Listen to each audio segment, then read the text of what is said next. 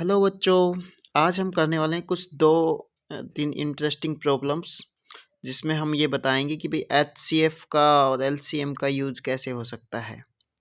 तो देखो, एक प्रॉब्लम है कि मिठाई विक्रेता के पास 420 काजू की बर्फियाँ और 130 बादाम की बर्फियाँ है।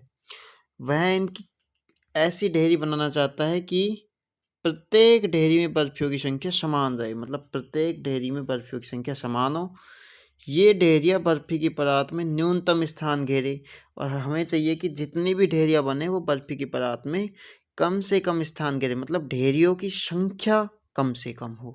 ढेरियों की संख्या क्या हो? कम से कम हो। इस काम के लिए प्रत्येक ढेरी में कितनी बर्फियाँ रखी जा सकती है? अब भाई हमारे पास टोटल बर्फियाँ 420 तो काजू की बर्फियाँ और 130 बादाम की बर्फियाँ, मतलब 550 के लगभग बर्फियाँ हैं। हमें ढेरियाँ बनानी है। हमें ये भी ध्यान रखना है कि काजू की बादाम की बर्फियाँ मिक्स नहीं हो। तो इसलिए हमें क्या करना है, हमें ढेरियों की संख्या क्या करनी है, कम से कम रखनी है। ढेरियों की संख्या कम से कम रखेंगे तो निश्चित बात है कि वो स्थान कम घेरेगी। अब ढेरियों की संख्या कम से कम रखनी है, मतलब बर्फियों की संख्या एक ढेरी में बढ़ानी है, अधिकतम करनी है। तो ढेरियों की संख्या न्यूनतम होनी चाहिए, न्यूनतम, और बर्फियों की संख्या प्रत्येक ढेरी में क्या होनी चाहिए? अधिकतम होनी चाहिए, मैक्सिमम होनी चाहिए। और ये तभी होगा जब हम इन दोनों संख्याओं का एचसीएफ निकालेंगे, क्योंकि अधिकतम की जहाँ भी बात हो तो वहाँ एचसीएफ निकालना होता है, ये ध्यान रखिए।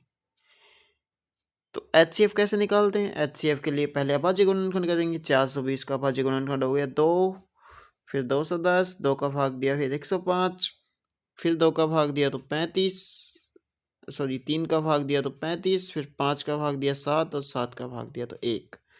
और इसी तरह 130 में 2 का भाग देंगे 65, 65 में 5 का भाग देंगे 13, 13 में 13 का ही भाग देंगे तो 1। इस तरह 420 और 130 के अभाज्य गुणनखंड हमारे पास आ गए।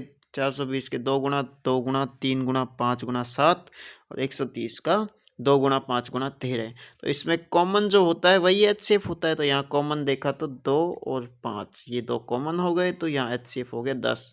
इसका मतलब है हमें एक ढेरी में बर्फियों की संख्या रखनी है 10। तब हम ऐसी ढेरियाँ बना पाएंगे कि भाई किसी, मतलब कम भी नहीं बचेगी। ऐसा भी नहीं रहेगा कि 5-7 बर्फियाँ अलग से ढेरी से अलग बच गई।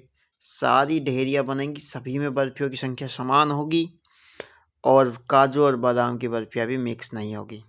इस तरह की अगर ढेरियाँ बनानी है तो हम मैक्सिमम 10 बर्फी एक ढेरी में रख सकते हैं। अगला प्रश्न देखते हैं। अगला प्रश्न ये है कि भाई दो तार हैं, एक 12 मीटर लंबा है, एक 16 मीटर लंबा है। अब इन दोनों तारों को समान लंबाई के टुकड़ों में काटना है।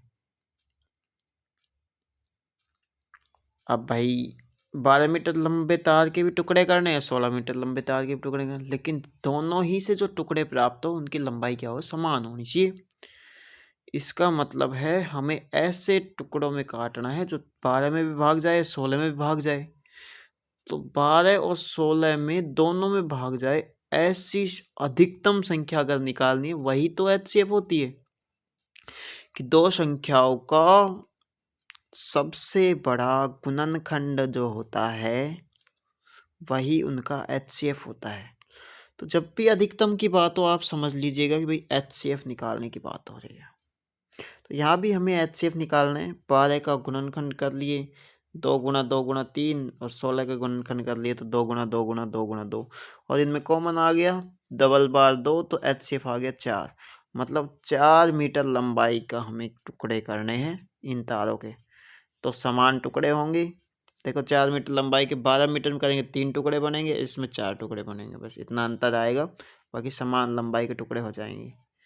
तो ये थे हमारे 2 प्रश्न।